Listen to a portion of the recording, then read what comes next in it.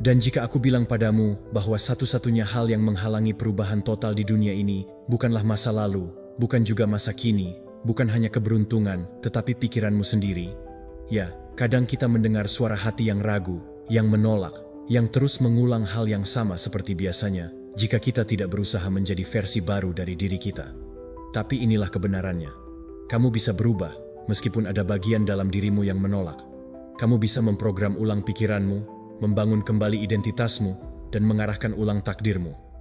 Tentu saja, ini tidak akan mudah, tidak juga cepat, tetapi ini akan terasa nyata. Jika kamu berani, jika kamu memutuskan untuk melepaskan apa yang diwariskan orang tua, meskipun kamu merasa gemetar, kamu akan menemukan versi dirimu yang selalu menunggu izinmu untuk bangkit. Sebelum memulai, coba tuliskan kalimat ini. Hari ini saya memilih untuk mengubah pikiran. Saya orang yang tabah. Lakukan dengan niat yang jelas, bukan sekadar isyarat. Penelitian menunjukkan bahwa perubahan pada otak ini bisa diaktifkan melalui tulisan dan pengulangan yang sadar. Ketika kamu menuliskannya, kamu tidak hanya mendeklarasikannya, tetapi juga melatihnya. Jadi, berhenti sejenak, lihat kembali kalimat itu, dan jadikan itu sebagai komitmen untuk dirimu sendiri.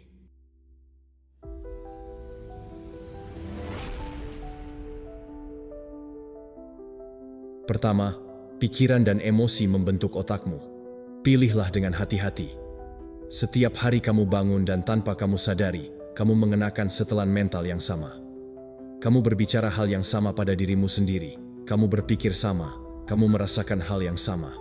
Seolah-olah kamu terjebak dalam lingkaran di mana emosimu, pikiran, dan kebiasaanmu mengulang seperti naskah yang tidak lagi berfungsi. Tapi bagaimana jika aku bilang kamu bisa menulis ulang naskah itu? Apa yang bisa kamu lakukan? Berhentilah hidup sebagai versi lelah dari dirimu sendiri dan mulailah bertindak seperti orang yang kamu inginkan untuk menjadi. Kenyataannya adalah otakmu tidak tahu cara membedakan antara apa yang kamu alami dan apa yang kamu bayangkan dengan intensitas yang cukup. Dan itu mungkin. Semuanya dimulai dengan sebuah keputusan. Berhentilah bereaksi berdasarkan ingatan masa lalu dan mulailah membangun dari visi masa depan. Apa artinya? Daripada terus-menerus membawa emosi lama, pikiran berulang, dan alasan terjadwal, kamu memilih untuk menciptakan sejarah baru. Kamu mulai berpikir dari masa depan yang kamu inginkan, bukan dari luka yang kamu alami. Kamu memvisualisasikan, kamu merasakan, kamu bernapas seolah-olah kamu sudah berada di sana, karena tubuhmu perlu sinyal yang jelas tentang kemana arahmu, bukan hanya dari mana asalmu. Pikiranmu tidak akan berubah dengan sendirinya hanya karena kamu menginginkannya. Ini akan berubah ketika kamu mulai mengajarinya cara baru untuk hidup. Ketika kamu bangun di pagi hari dan alih-alih memeriksa telepon dan mengisi dirimu dengan kebisingan, kamu menutup matamu, memvisualisasikan masa depan itu secara rinci, dengan intensitas, dengan emosi.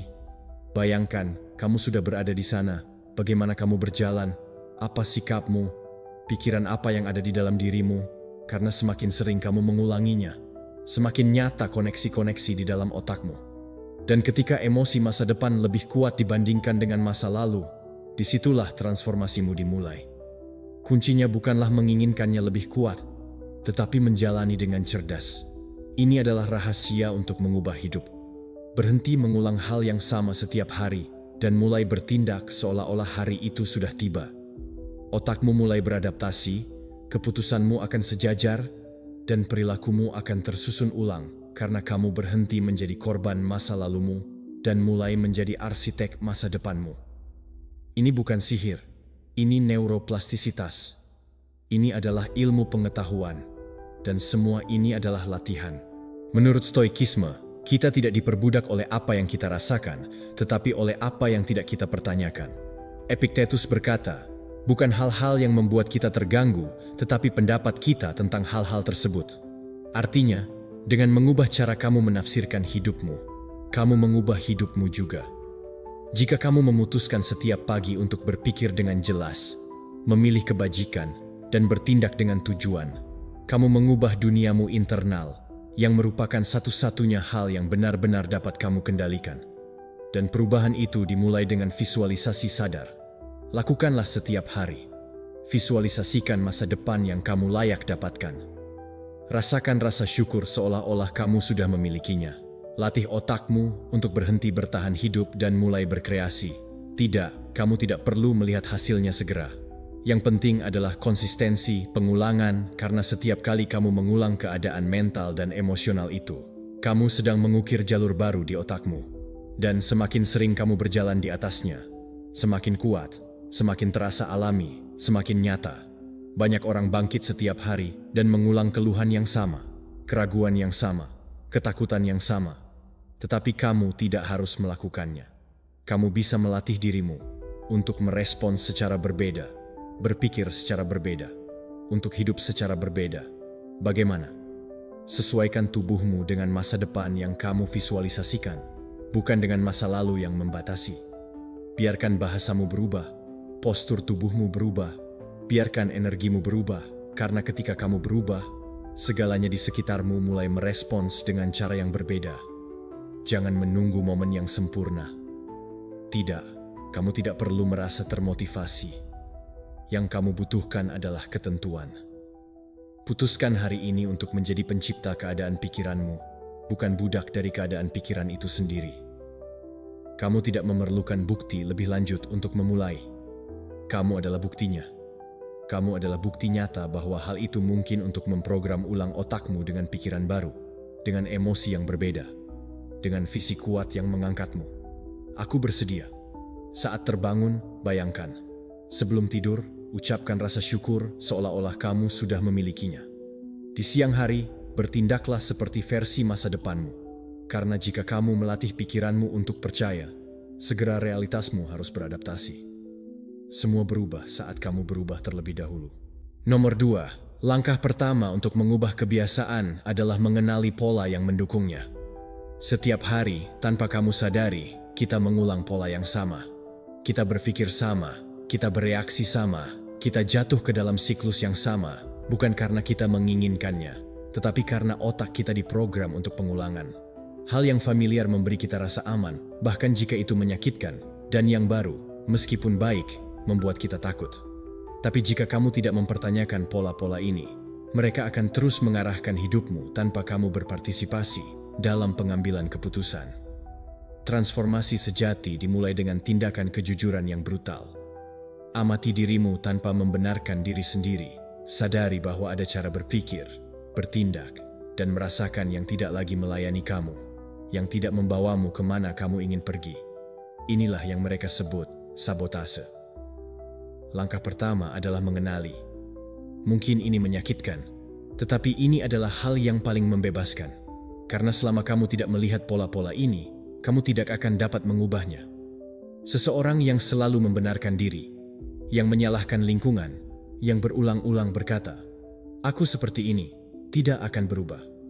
Perubahan dimulai dengan kesadaran. Amati kehidupanmu sehari-hari. Apa yang kamu lakukan setiap pagi? Apa yang kamu katakan pada dirimu sendiri di masa-masa sulit? Bagaimana reaksi kamu saat menghadapi frustrasi? Semua itu adalah pola. Dan jika kamu tidak menyukai hidupmu hari ini, mungkin itu bukan hidupmu yang buruk, tetapi seperangkat kebiasaan bawah sadar yang mempertahankannya. Begitu kamu mengenalinya, datanglah yang paling penting. Gantilah. Disinilah banyak orang terjebak karena mereka percaya bahwa sudah cukup dengan berhenti melakukan sesuatu yang negatif, tetapi mereka tidak menggantinya dengan sesuatu yang positif. Otak butuh arah. Jika kamu tidak memberi jalan baru, ia akan kembali ke jalan lama. Oleh karena itu, setiap kali kamu mendeteksi suatu pola yang tidak ingin kamu ulangi lagi, seperti menunda, mengeluh, menyabotase diri sendiri, atau bereaksi secara impulsif, kamu harus memiliki penjelasan tentang apa yang akan kamu gantikan. Saya tidak tahu. Ini bukan hanya tentang menghilangkan, tetapi tentang membangun. Dan itu dilakukan dengan tindakan kecil sehari-hari yang diulang dengan niat. Jangan menunggu motivasi gaib. Yang kamu butuhkan adalah komitmen nyata kepada dirimu. Apakah kamu ingin berhenti menunda? Ganti pola itu dengan suatu ritual inisiasi. 5 menit aksi segera. Apakah kamu ingin berhenti menyabotase dirimu sendiri dengan pikiran negatif? Gantikan mereka dengan afirmasi sadar yang memperkuat identitasmu. Apakah kamu ingin berhenti bereaksi dengan marah? Latihlah untuk memberikan jawaban yang tenang. Pada awalnya, itu akan terasa tidak nyaman, palsu, dipaksakan. Tetapi jika diulang-ulang, maka itu akan menjadi hal yang alami. Karena setiap kebiasaan pada awalnya adalah sesuatu yang canggung, yang seseorang ulang sampai menjadi bagian dari identitas mereka. Kuncinya adalah konsistensi, bukan usaha heroik dalam satu hari, tetapi praktik yang bertahan bahkan ketika kamu tidak melihat hasil langsung. Disinilah banyak orang menyerah. Mereka lelah, karena mereka tidak memahami bahwa mengubah pola itu seperti memahat batu. Membutuhkan pukulan berulang di tempat yang sama. Jika kamu mempraktikkan kebiasaan baru hanya ketika kamu merasa terinspirasi, itu tidak akan pernah mengkonsolidasikan. Transformasi tidak terjadi pada saat-saat yang intens, tetapi dalam rutinitas sehari-hari, dalam memilih setiap waktu jalan baru, meskipun jalan lama terlihat lebih mudah. Stoicisme mengatakannya dengan jelas. Kamu tidak bisa mengendalikan segalanya yang terjadi, tetapi kamu bisa melatih dirimu untuk menanggapi dengan kebajikan.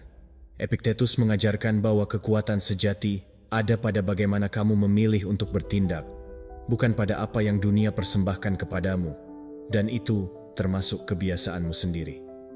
Kamu tidak bebas ketika pola-pola ini mengarahkan perilakumu tanpa mempertanyakannya. Kamu hanya benar-benar bebas ketika kamu menyadari pilihanmu dan membuat pilihan tersebut selaras dengan akal budi, kebajikan, dan tujuan. Proses ini tidak cepat, tetapi itu nyata. Memprogram ulang pikiranmu dan mengganti pola lama membutuhkan kesabaran, kegigihan, dan kehadiran. Itu adalah tindakan disiplin diri. Setiap kali kamu memilih kebiasaan baru, bahkan jika itu sulit, bahkan jika kamu lelah, kamu memperkuat jaringan saraf baru, cara baru untuk hidup, dan seiring berjalannya waktu kebiasaan itu menjadi kebiasaan barumu, dan pola baru mulai membentuk kehidupan barumu. Ini bukan tentang menjadi sempurna, tetapi tentang tetap konsisten. Akan ada hari-hari ketika kamu jatuh, ketika kamu mengulang pola lama. Tidak masalah. Yang penting adalah bangkit kembali dengan lebih banyak kesadaran, belajar dari setiap kesalahan, dan berlatih lagi di jalur yang baru. Setiap kali kamu melakukannya, kamu memberitahu otakmu apa yang kamu inginkan. Dan jika kamu melakukannya cukup sering, waktunya akan tiba ketika kamu tidak perlu memaksanya.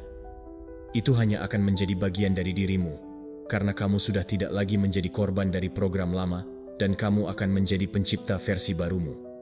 Itulah esensi dari transformasi. Nomor 3, hancurkan siklus pikiran berulang melalui kesadaran dan tindakan. Pikirkan tentang ini. Setiap hari kamu memiliki antara 60.000 dan 70.000 pikiran. Dan yang paling mengejutkan adalah bahwa sebagian besar dari mereka adalah sama dengan yang kamu miliki kemarin dan hari sebelumnya, dan mungkin selama bertahun-tahun. Jadi bukan suatu kebetulan jika hidupmu terasa terjebak, bahwa pengalaman yang berulang, bahwa emosi negatif datang lagi dan lagi. Kamu tidak terjebak dalam kehidupan yang kamu miliki. Kamu terjebak dalam pikiran yang kamu ulangi, dan sampai kamu menghancurkannya, realitasmu tidak akan berubah karena setiap pikiran memiliki konsekuensi. Yang satu menggerakkanmu, yang lainnya menggerakkanmu, yang satu menghancurkanmu, yang satu membebaskanmu, dan yang satu lagi merantaimu. Dan masalahnya bukan memiliki pikiran negatif dari waktu ke waktu. Masalah yang sebenarnya adalah kita tidak mempertanyakannya. Kami percaya bahwa memikirkan sesuatu berkali-kali adalah kebenaran, padahal tidak demikian. Apa yang kamu ketahui adalah bahwa mengulanginya memperkuat, tetapi itu memperkuat bukan berarti benar. Itu berarti pikiranmu memiliki otomatisasi, dan otomatisasi itulah yang menjauhkanmu dari evolusi. Memutus siklus ini tidak memerlukan keajaiban, tetapi kehadiran yang radikal. Kamu harus berada di sana ketika pikiran itu muncul secara otomatis. Kamu harus menghentikannya, jangan biarkan itu mengambil alih harimu. Karena jika kamu mengizinkannya untuk datang dan tinggal, itu akan mulai membangun jalur lama yang sama. Keraguan, ketakutan, perbandingan, sabotase. Dan kemudian kamu tidak hidup, kamu hanya mengulanginya. Harimu tidak baru. Ini adalah salinan mental dari yang sebelumnya. Setiap kali kamu menyadari bahwa kamu memikirkan hal yang sama seperti biasanya, Aku tidak bisa. Ini bukan untukku. Ini pasti salah. Saya tidak punya apa yang diperlukan. Berhenti, bernapas, dan pilih pikiran lain yang baru. Satu yang selaras dengan orang yang ingin kamu jadi, bukan dirimu yang dulu. Tidak masalah jika kamu belum mempercayainya, ulangi hal yang sama. Karena sama seperti pikiran negatif menjadi lebih kuat dengan pengulangan, yang baru juga bisa melakukannya. Apa yang kamu butuhkan adalah mengganggu polanya. Lakukan ini sebagai latihan harian. Jangan berharap pikiranmu berubah dengan sendirinya. Arahkan pikiranmu. Segera setelah pikiranmu mulai mengembara ke hal yang sama seperti biasanya, bawa kembali ke masa kini. Tanyakan pada dirimu sendiri, apakah pikiran ini menggangguku? Apakah ini membawaku ke tempat yang aku inginkan, atau membawa aku kembali ke tempat lama yang sama? Jika jawabannya tidak menggerakkanmu, maka jangan memberinya makan lagi. Ubah itu. Pikirkan sesuatu yang membawamu lebih dekat ke masa depan yang kamu inginkan, bukan masa lalu yang tidak lagi kamu inginkan. Otakmu dirancang untuk efisiensi, bukan untuk kebijaksanaan. Dan efisiensi terdiri dari mengulang apa yang diketahui, meskipun itu beracun. Itulah sebabnya perubahan membutuhkan usaha yang sadar. Awalnya tidak nyaman, melelahkan, tetapi jika kamu bertahan, sedikit demi sedikit, kamu akan mulai merasakan sesuatu yang berbeda, lebih terbuka, tampilan lebih jelas, energi baru yang tidak berasal dari luar, tetapi dari dalam. Dan yang paling berharga, kamu akan menemukan bahwa kamu bukanlah pikiranmu. Kamu adalah orang yang memilihnya, orang yang mengamati mereka, orang yang memutuskan mana yang bertahan dan mana yang pergi.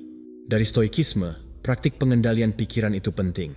Marcus Aurelius berkata, kebahagiaan hidupmu tergantung pada kualitas pikiranmu. Kaum Stoa tahu bahwa jika kamu tidak menguasai pikiranmu, kamu akan dikuasai olehnya. Jika kamu tidak mempertanyakan cara berpikirmu, kamu akan berada dalam belas kasihan kekacauan emosional. Itulah sebabnya mereka melatih akal budi mereka seperti otot yang hadir, agar tidak terbawa oleh pikiran tidak berguna, bertindak berdasarkan kejelasan dan bukan dari kebingungan. Kamu juga bisa melakukannya. Kamu memiliki kekuatan untuk memilih pikiran mana yang ada dalam dirimu. Kamu dapat membangun lingkungan mental yang memberimu kekuatan, fokus, dan tujuan. Apakah itu sudah selesai? Dengan pengulangan, dengan niat, dan dengan tekad. Tidak sekalipun. Setiap hari, setiap jam, setiap kali pikiranmu mencoba kembali ke masa lalu, ajari dia jalan menuju masa depan. Kamu yang memutuskan bahwa kamu tidak akan menertawakan apa yang selalu kamu lakukan, tetapi penulis yang sadar dari pikiran yang diperbarui. Dan ketika latihan itu menjadi rutinitas, hidupmu mulai berubah. Tidak tiba-tiba, tetapi dengan arah. Karena tindakanmu tidak lagi datang dari rasa takut, tetapi dari tujuan. Karena emosimu tidak lagi memengaruhi kamu, memperbudakmu, tetapi kamu memahami mereka dan mengalihkan perhatianmu. Dan terutama karena kamu mulai merasa berbeda, lebih bebas, lebih damai, lebih selaras dengan dirimu, dan kemudian kamu mengerti bahwa yang sebenarnya kebebasan bukanlah melakukan apa yang kamu inginkan, tetapi berpikir sebagaimana kamu benar-benar perlu berpikir untuk menjadi apa yang kamu ditakdirkan untuk lakukan. Nomor 4, menetapkan niat yang jelas memperkuat motivasi untuk perubahan. Ketika kamu tidak memiliki niat yang jelas, apapun alasannya tampaknya sah untuk menyerah. Tetapi ketika kamu tahu persis apa yang ingin kamu capai dan kamu mengungkapkannya dengan kata-kata tegas, pikiranmu selaras. Mendirikan niat bukan hanya sekadar memiliki ide di kepala, tetapi mengubahnya menjadi pernyataan dalam keputusan hidup yang kamu kompromi. Berbeda dengan mengatakan, aku ingin lebih baik. Lebih baik katakan, aku akan menulis 1 halaman hari ini.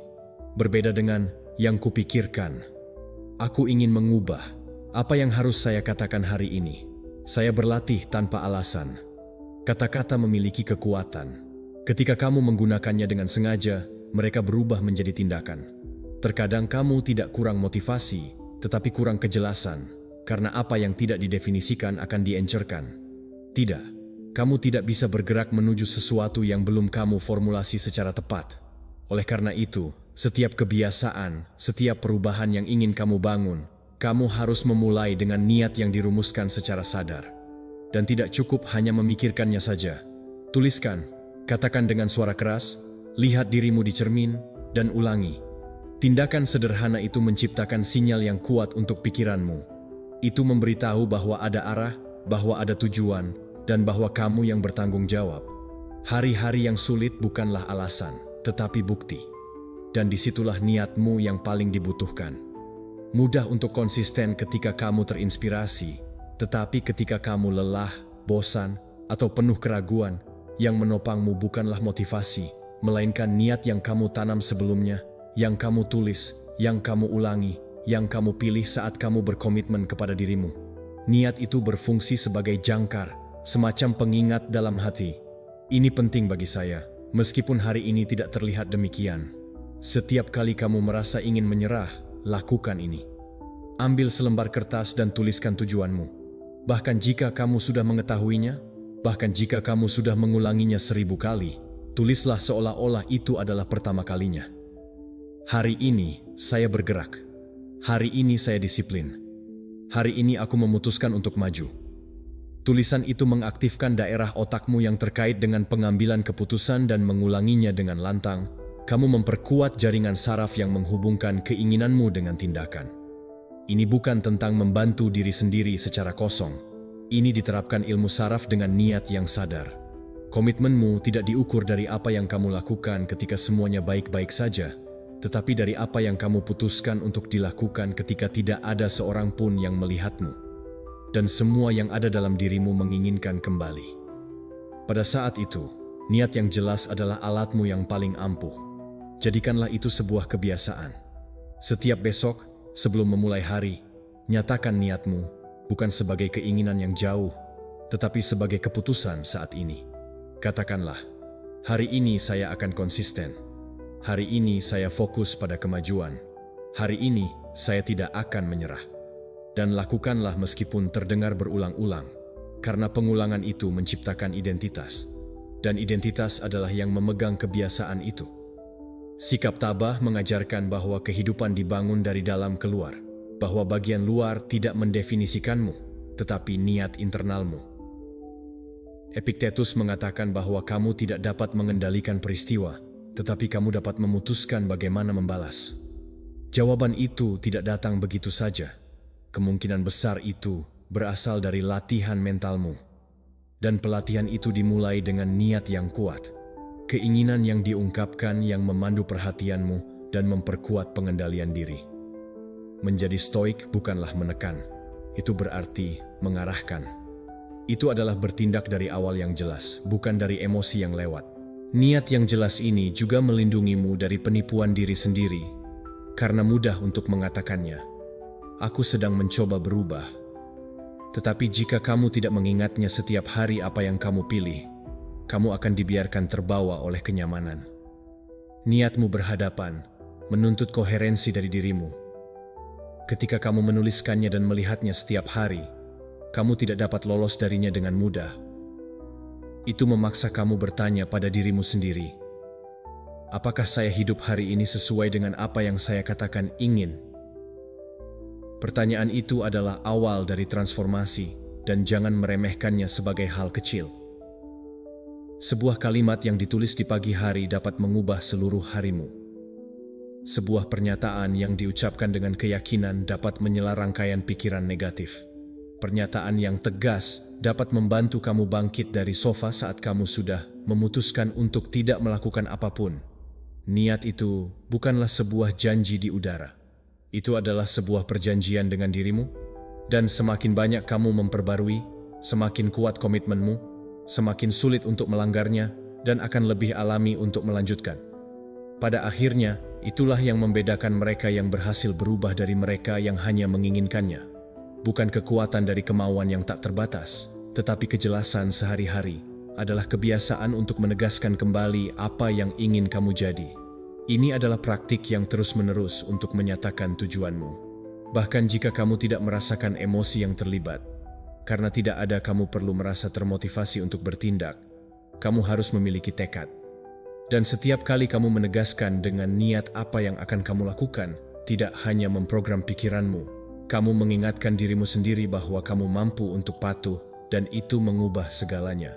Nomor 5, hal baru mengaktifkan otak, tetapi itu bersifat sementara dan membutuhkan penguatan kontinu.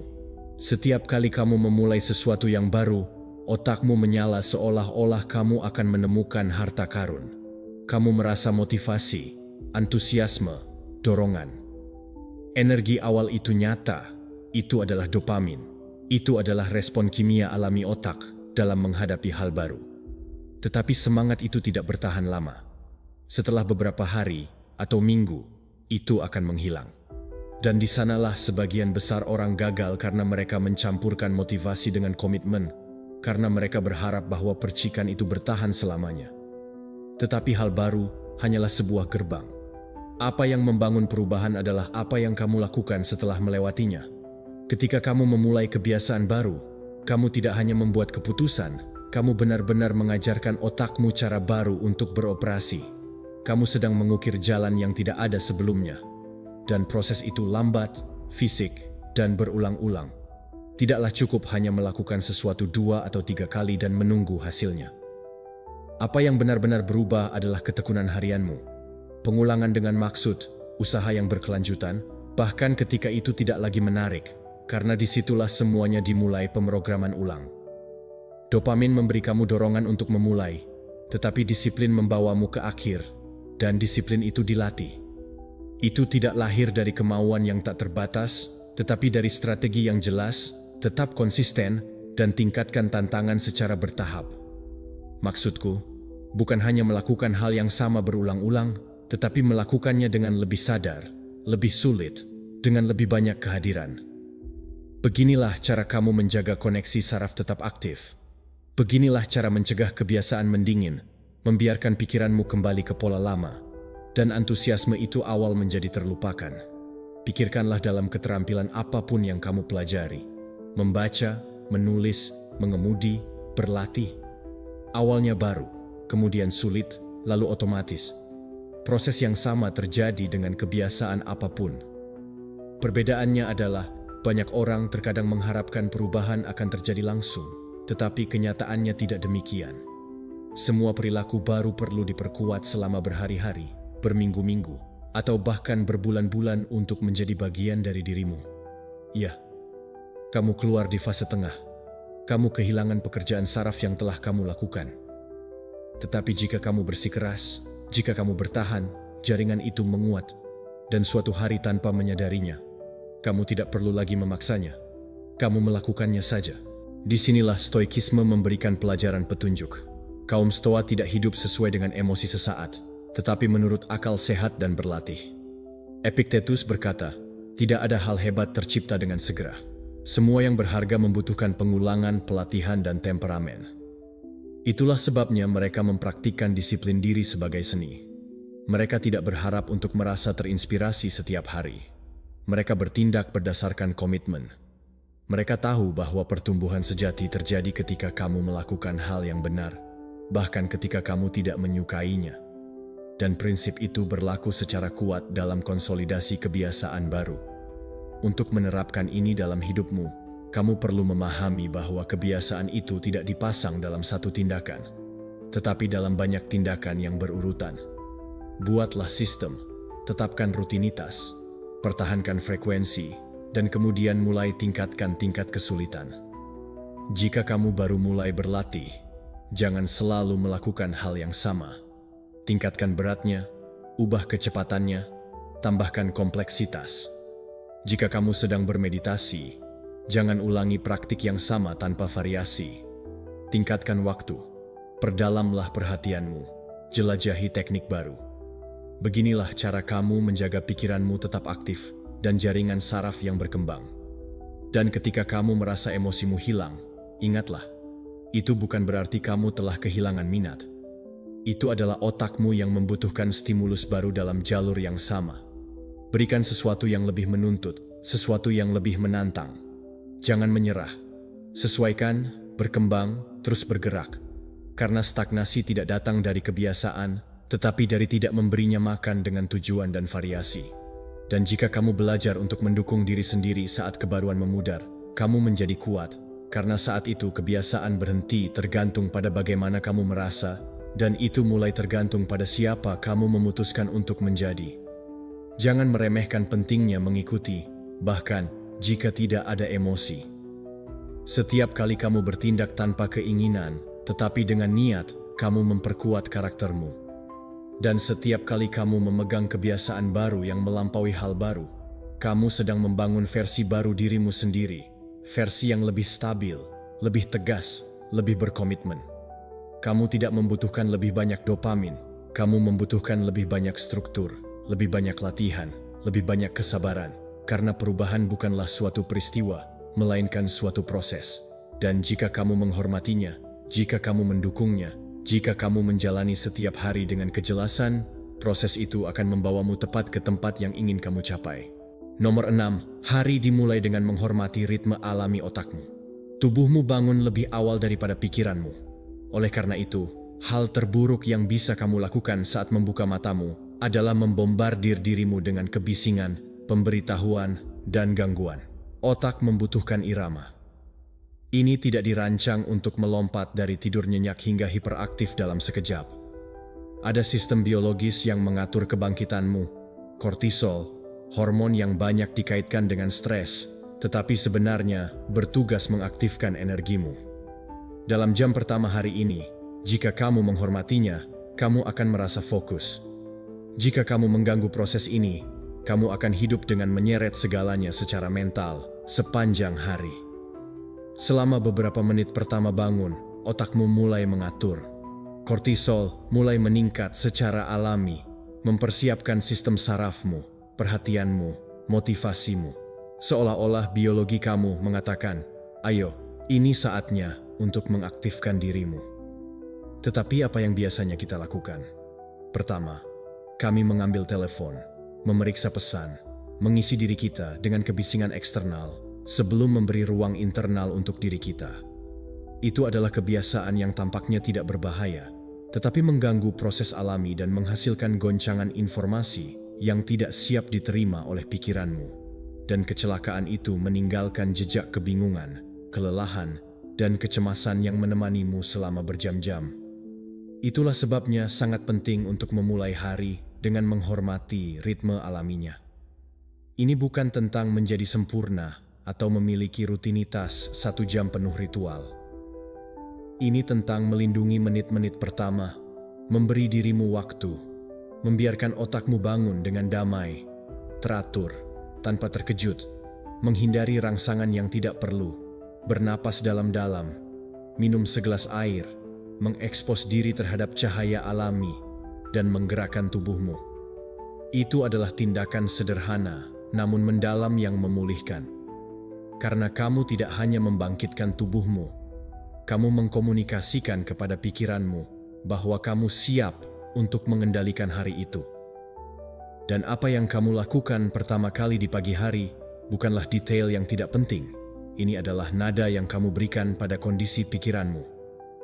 Jika kamu memulainya dari kesibukan, kebisingan, dan kecemasan, itu akan menjadi pola emosionalmu selama beberapa jam ke depan.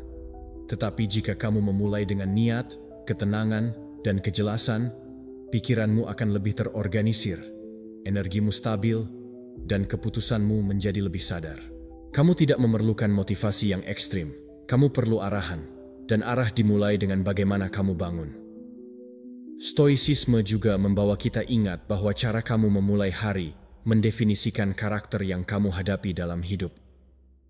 Marcus Aurelius berkata, "Ketika kamu bangun di pagi hari, pikirkan betapa istimewanya menjadi hidup, bernafas, berpikir, menikmati, dan mencintai." Ini bukan hanya sekadar kalimat yang indah, tetapi sikap mental. Ini adalah memilih dari saat pertama untuk bertanggung jawab atas pikiranmu. Jangan biarkan kekacauan dunia luar masuk ke dalam dirimu. Kaum Stoa tidak bereaksi secara acak. Mereka mempersiapkan diri untuk menanggapi dengan kebajikan. Sebuah praktik pandangan ke depan yang stoik adalah pandangan ke depan yang terbaik. Sebelum menyelami tugas hari ini, pikirkan, apa yang bisa saya lakukan untuk menunggu hari ini? Tantangan apa yang akan saya hadapi? Bagaimana saya ingin menanggapi? refleksi kecil yang dibuat di menit pertama mengaktifkan pikiranmu yang rasional, memfokuskan kamu dan mencegahmu memulai hari dari autopilot. Karena ketika harimu dimulai dengan kesadaran, sisanya teratur. Dan jika kamu ingin menerapkannya dengan cara yang praktis, buat rutinitas sederhana yang menghormati ritme internalmu. Jangan buka ponselmu dalam 30 menit pertama. Berjalan sedikit, peregangan, hidrasi, bernapas dalam-dalam. Lihat keluar jendela. Luangkan waktu 2 menit untuk memvisualisasikan bagaimana kamu ingin merasa hari ini. Mungkin kamu bahkan menuliskan sebuah niat. Sesuatu seperti, hari ini saya bergerak dengan energi dan kejelasan. Tindakan-tindakan kecil yang berulang-ulang itu setiap pagi melatih ulang otakmu, mengeluarkanmu dari kebiasaan reaktivitas, dan menempatkanmu dalam keadaan fokus dan kesejahteraan. Lakukan setiap hari. Jangan berharap itu terasa sempurna. Yang penting adalah mempertahankannya, karena apa yang kamu ulangi itu menjadi dasar emosionalmu. Jika kamu mengulang kekacauan, kamu terbiasa dengan ketidakteraturan. Tetapi, jika kamu mengulang kejelasan, tubuh dan pikiranmu mulai mengorganisasikannya. Dan yang terbaik dari semuanya, kamu tidak membutuhkan lebih banyak waktu, hanya lebih banyak kesadaran. Karena masalahnya bukan pada kurangnya jam, tetapi pada bagaimana kamu menggunakan beberapa menit pertama. Mulailah hari dengan menghormati ritme internalmu, dan kamu akan melihat bagaimana pikiranmu mulai bekerja menguntungkanmu. Disitulah semuanya dimulai, transformasi sejati. Nomor 7. Otak tidak membedakan antara kebiasaan baik dan buruk. Otakmu tidak memiliki kompas moral dan tidak dapat membedakan antara apa yang membangun dirimu dan apa yang menghancurkan dirimu. Ikuti saja hadiahnya. Jika suatu perilaku, tidak peduli seberapa beracunnya, memberi kamu dosis langsung kesenangan, dopamin, kelegaan, atau gangguan, otak mendaftarkannya sebagai berguna dan ingin mengulanginya. Bukan karena itu baik, tetapi karena itu terasa baik. Beginilah cara terbentuknya kebiasaan buruk. Bukan karena kedengkian, tetapi karena pengulangan penghargaan secara tidak sadar yang tampaknya bermanfaat, tetapi berakhir dengan menyabotase diri sendiri. Hal yang paling aneh adalah kebiasaan positif bekerja dengan cara yang sama. Satu-satunya hal yang berubah adalah jenis imbalan yang kamu pilih untuk diasosiasikan. Itulah petunjuknya. Jika kamu ingin mengubah kebiasaan, jangan melawannya secara membabi buta. Pahami imbalan yang menopangnya. Tanyakan pada dirimu sendiri, apa yang sebenarnya memberimu kebiasaan negatif itu? Apakah itu menenangkanmu, mengganggumu? Apakah itu memberimu pelarian? Apakah itu membuatmu merasa dalam kendali? Identifikasikan dulu, karena jika kamu mencoba menghilangkan suatu perilaku tanpa mengganti pahala yang menyediakannya, kamu akan merasa kosong, frustrasi, atau cemas. Otak akan mengklaim apa yang kamu ambil darinya, dan kamu akan berakhir kembali ke titik awal.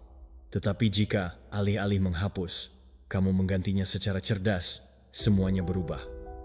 Contoh jelasnya, jika kamu menggunakan ponsel secara kompulsif untuk menghindari keheningan atau ketidaknyamanan, itu tidak cukup untuk menghentikannya. Kamu butuh sesuatu untuk mengisi ruang yang sama dengan imbalan yang berbeda. Mungkin jalan kaki sebentar, mungkin menulis, mungkin mendengarkan musik yang menyenangkan. Sesuatu yang juga mengatakan pada otakmu, ini terasa baik, tetapi itu membangunmu bukannya menghancurkanmu. Karena otak tidak mencari yang terbaik, ia mencari yang paling mudah diakses yang membuatmu merasa baik. Pekerjaanmu adalah melatihnya untuk menikmati hadiah yang lebih baik, lebih dalam, dan lebih berkelanjutan. Dan hal ini tidak tercapai secara tiba-tiba, melainkan melalui pengulangan, ketekunan, dan kesadaran.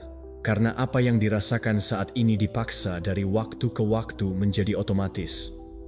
Sama seperti kamu belajar untuk menghargai diri sendiri dengan gula, layar, atau keluhan, kamu bisa melatih diri untuk menikmati kemajuan, perawatan diri, ketenangan, dan usaha.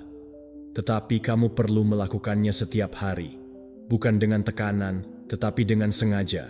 Bukan dengan rasa bersalah, tetapi dengan fokus. Setiap kali kamu memilih satu hadiah yang lebih tinggi, bahkan jika itu sulit, kamu melatih otakmu untuk memilih dari versi masa depanmu, bukan dari impulsifmu sejenak. Kaum Stoa mengetahui hal ini. Mereka tidak hidup untuk kesenangan, tetapi untuk tujuan tertentu. Mereka mengerti bahwa tidak semua yang memberikan kelegaan itu baik, dan bahwa tidak semua hal yang tidak nyaman itu buruk. Epictetus mengajarkan bahwa orang bijak bukanlah budak dari dorongan hatinya, tetapi penguasa jawaban mereka. Dan untuk itulah mereka dilatih. Pikiran seperti otot, untuk melawan apa yang tampaknya bagus tetapi menyakitkan, dan untuk memilih apa yang tampaknya tidak nyaman, tetapi mengubah. Stoa tidak menekan keinginan, tetapi mengarahkannya kembali, tidak menghilangkan kesenangan, tetapi mengangkatnya. Itulah kebebasan yang asli. Jadi, setiap kali kamu menghadapi kebiasaan negatif, jangan hanya mengatakan, "Ini salah." Tanyakan pada dirimu sendiri, imbalan apa yang saya cari di sini? Bisakah saya memberikannya kepada pikiran saya dengan cara lain? Cara yang lebih sehat, lebih tinggi. Lalu ulangi opsi baru itu sampai otak mulai mengasosiasikannya dengan kesejahteraan. Ini bukan tentang hidup tanpa kesenangan. Ini tentang meningkatkan standar dari apa yang kamu anggap menyenangkan. Karena ketika kamu mulai menikmati disiplinmu sendiri, kejernihan mentalmu, dan pertumbuhanmu, kamu tidak lagi membutuhkan kepuasan murah, karena hal yang nyata selalu lebih baik daripada yang instan. Ubah fokus. Jangan terobsesi untuk berhenti melakukan sesuatu. Sibuklah dalam menciptakan sesuatu yang lebih baik, sesuatu yang lebih memuaskan, sesuatu yang dapat bertahan. Ingatlah bahwa otakmu tidak menghakimi. Ia hanya mengikuti kesenangan yang paling sering kamu ulangi. Jadi ulangi apa yang baik untukmu. Latihlah dirimu untuk menikmati apa yang memperkuatmu. Dan setiap kali kamu melakukannya, rayakanlah. Perayaan itu juga merupakan suatu hadiah. Perasaan kemenangan adalah bagian dari sirkuit baru yang sedang kamu bangun. Dan jika suatu hari kamu gagal, jangan menghukum dirimu sendiri. Ingatlah, kebiasaan tidak akan hilang dengan sendirinya.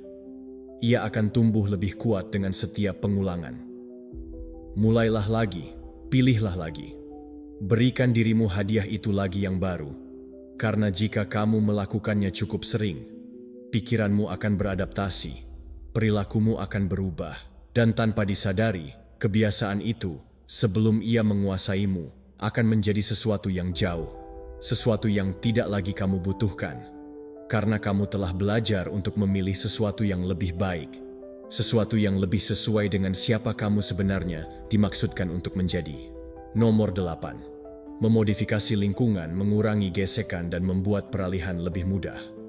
Kehendakmu tidaklah tak terbatas. Kamu bisa memiliki niat terbaik, tujuan tertinggi yang jelas, motivasi yang paling kuat.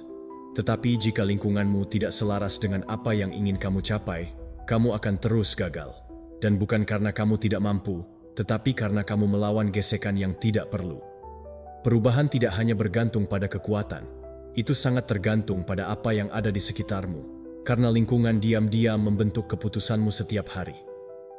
Dan jika kamu tidak mendesainnya sesuai keinginanmu, kemungkinan besar kamu akan berakhir jatuh ke kebiasaan lama yang ingin kamu tinggalkan. Otakmu memilih apa yang lebih dekat, lebih mudah, lebih dapat diakses, bukan yang terbaik. Itulah sebabnya kamu dapat memutuskan untuk makan sehat tetapi berakhir memakan hal pertama yang kamu lihat. Itulah sebabnya kamu dapat memutuskan untuk meninggalkan ponselmu, tetapi jika itu dalam jangkauanmu, kamu sudah ada di sana meluncur tanpa menyadarinya. Lingkungan hidup mempengaruhi lebih dari sekadar niatmu, dan yang cerdas bukanlah menolaknya, tetapi menggunakan itu untuk keuntunganmu. Ubah apa yang kamu kelilingi untuk memfasilitasi apa yang ingin kamu lakukan, dan buatlah sulit untuk menghindari apa yang kamu inginkan. Mulailah dengan mengamati ruangmu dengan mata baru. Lihatlah rumahmu, meja, kamar, dan ponselmu. Apa yang kamu promosikan dengan ruang itu?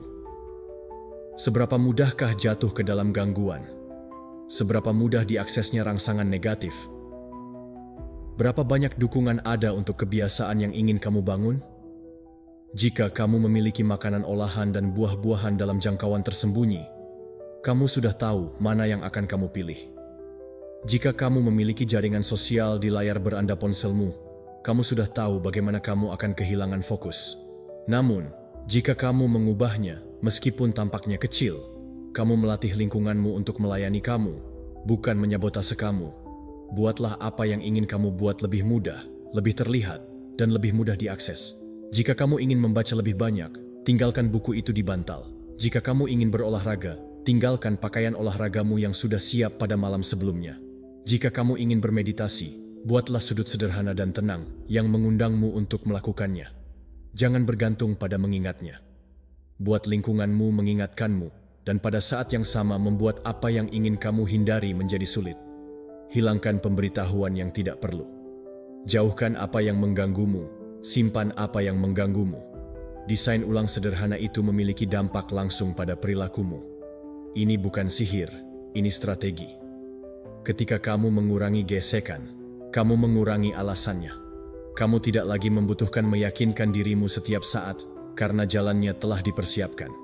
Dan ketika kamu meningkatkan gesekan untuk hal negatif, kamu melambat untuk memilih yang lebih baik. Ini bukan tentang hidup dalam kendali penuh. Ini tentang membangun sistem yang membantu kamu membuat keputusan yang lebih baik dengan lebih sedikit usaha.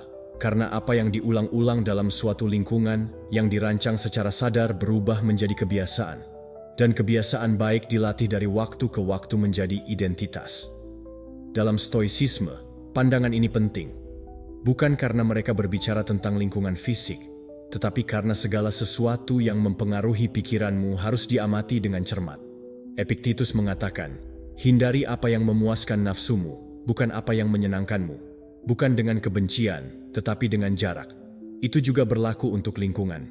Jika kamu tahu bahwa sesuatu melemahkanmu, jangan dekat-dekat dengannya dengan harapan untuk melawan. Sisihkan. Orang bijak tidak akan mengekspos dirinya secara tidak perlu terhadap kesalahan. Sudah dipersiapkan, sudah dipesan, sudah selesai. Melindungi. Dan itu termasuk menciptakan ruang mental dan fisik yang memperkuat kebajikan, bukan dorongan hati.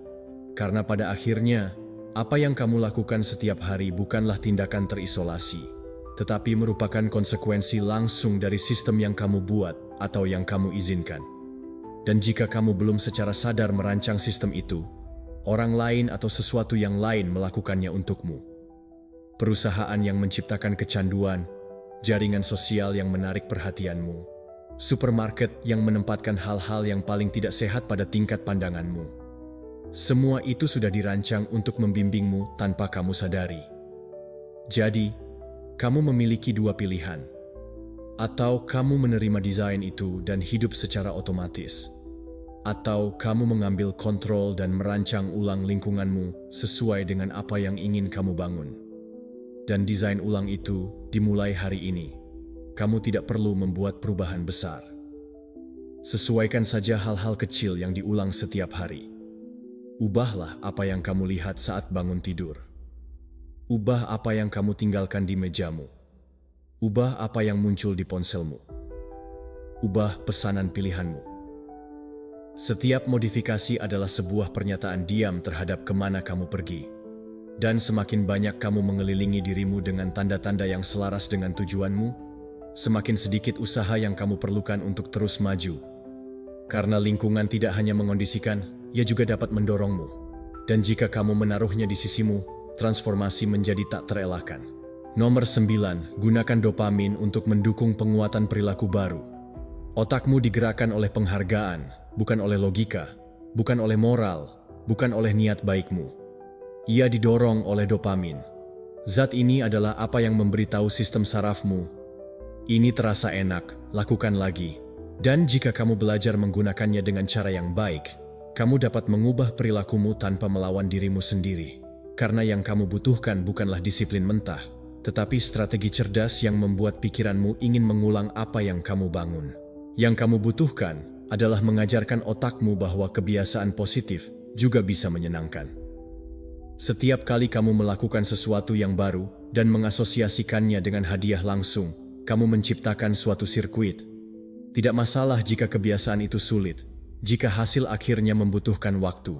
Yang penting adalah kamu merasakan kemenangan kecil dalam prosesnya. Itulah yang melepaskan dopamin. Dan pembebasan itu tidak harus datang dari hadiah materi. Itu bisa berasal dari mendengarkan lagu favoritmu setelah berlatih, mencoret kotak, di kalender setiap kali kamu bermeditasi, melihat kemajuanmu tercermin secara visual, merasakan bahwa kamu telah membuat kemajuan meskipun hanya sedikit. Perasaan itu adalah emas bagi pikiranmu. Penting bagi kamu untuk memahami hal ini. Kamu tidak harus menunggu dopamin seperti hadiah. Kamu dapat memprovokasi dopamin. Kamu dapat membuat konteks di mana otakmu mengasosiasikan kebiasaan dengan kepuasan. Kamu dapat mendesain pengalaman sehingga bukannya merasa kewajiban, kamu merasakan dorongan. Karena dopamin tidak hanya dilepaskan saat mencapai sesuatu, tetapi juga saat kamu mengantisipasi sebuah hadiah. Oleh karena itu, jika kamu menghubungkan kebiasaan dengan emosi positif, meskipun menjadi simbolis, kamu mulai melatih pikiran untuk mencari pengalaman itu lagi dan lagi. Tetap sederhana saja. Jika kamu suka menulis setiap hari, ciptakan lingkungan yang menyenangkan. Putar musik yang kamu suka. Duduklah sambil menikmati minuman kesukaanmu. Jika kamu ingin membaca lebih banyak, pilihlah buku yang benar-benar menarik perhatianmu di awal. Jangan menghukum dirimu sendiri dengan hal-hal yang hanya membuatmu bosan karena kamu harus membacanya. Jika kamu ingin makan lebih baik, carilah resep yang tidak hanya menyehatkan, tetapi juga lezat. Karena jika kebiasaanmu hanya terasa kaku dan menyusahkan, kamu akan mengasosiasikannya dengan ketidaknyamanan, dan otakmu akan mendorongmu untuk menghindarinya. Namun jika kamu membangun pengalaman yang berharga, otakmu sendiri yang akan meminta untuk mengulanginya. Catat kemajuanmu, tidak hanya untuk mengukurnya, tetapi untuk memvisualisasikannya. Setiap hari kamu melakukan kebiasaanmu, tandai itu di kalender, tulis di buku catatan, gunakan aplikasi pelacakan. Buatlah kemajuanmu terlihat. Hal itu menciptakan rasa pencapaian yang memicu dopamin. Dan dopamin menciptakan pengulangan. Dan pengulangan menciptakan kebiasaan. Dan kebiasaan menciptakan identitas. Beginilah cara kerjanya. Beginilah cara memprogram ulang perilaku. Bukan dengan hukuman, tetapi dengan asosiasi positif yang berulang. Kaum Stoa tahu bahwa manusia digerakkan oleh dorongan. Dan bahwa dorongan ini harus diarahkan, bukan ditekan. Epictetus berkata, apa yang penting bukanlah apa yang terjadi padamu, tetapi bagaimana kamu menjawabnya. Diterapkan pada hal ini, artinya, kamu tidak perlu melawan dorongan untuk mencari kesenangan. Kamu harus mengangkatnya. Kamu harus melatihnya untuk menikmati apa yang membuatmu merasa baik, bukan apa yang menghancurkanmu. Karena orang bijak tidak mengingkari keinginan, tetapi mengubahnya, bukan menekannya. Mereka mendefinisikan ulang, tidak menghilangkan kesenangan, tetapi menyelaraskannya dengan tujuanmu. Dan kamu dapat melakukan hal yang sama. Kamu bisa mengajarkan otakmu bahwa pelatihan juga bermanfaat, bahwa membaca juga merangsang, bahwa bekerja untuk mencapai tujuanmu juga melepaskan dopamin. Tetapi bukan itu masalahnya. Itu tidak terjadi begitu saja. Kamu harus memprovokasi dopamin. Kamu harus menggabungkan yang baru dengan yang menyenangkan. Kamu harus membuatnya koreografi, di mana usaha memiliki hadiah kecil, langsung, dan simbolis, nyata. Apapun itu, yang penting adalah apakah itu berguna bagimu. Dan jika suatu hari kamu tidak merasa termotivasi, ingatkan dirimu tentang ini. Kamu tidak harus menunggu sampai kamu merasa menyukainya untuk memulai. Kamu hanya perlu memulai dan kemudian membangun hadiah. Karena kadang-kadang dopamin tidak muncul di awal, ia muncul setelah langkah pertama, lalu dari menit pertama aksi. Jika kamu melakukannya berkali-kali, kebiasaan itu akan berubah menjadi sesuatu yang tidak hanya diterima oleh pikiranmu, tetapi mulai diinginkan. Semoga kemajuanmu menggembirakan. Rayakan yang kecil, perkuat yang positif. Ulangi apa yang menghubungkanmu dengan versi terbaikmu. Karena jika kamu menggunakan dopamin untuk keuntunganmu, pikiranmu akan berhenti menjadi hambatanmu dan mulai menjadi sekutu. Dan seiring waktu, kebiasaan yang merugikanmu hari ini akan menjadi bagian alami dari identitasmu karena kamu akan melatih ulang otakmu untuk menikmati perubahannya dan pada akhirnya mengubah segalanya. Nomor 10. Tempat di mana kamu menaruh perhatianmu menentukan di mana kamu menaruh energimu. Apa yang kamu pilih untuk dilihat adalah apa yang kamu pilih untuk diberi makan. Setiap kali kamu menaruh perhatianmu pada sesuatu, emosi, seseorang, sebuah memori atau sebuah ide, kamu memberinya energi. Itu adalah memproyeksikan kekuatan hidupmu ke arah itu, membuatnya lebih besar, lebih nyata, dan lebih kuat dalam pikiranmu. Itulah mengapa penting untuk dipahami bahwa perhatian bukanlah sesuatu yang netral.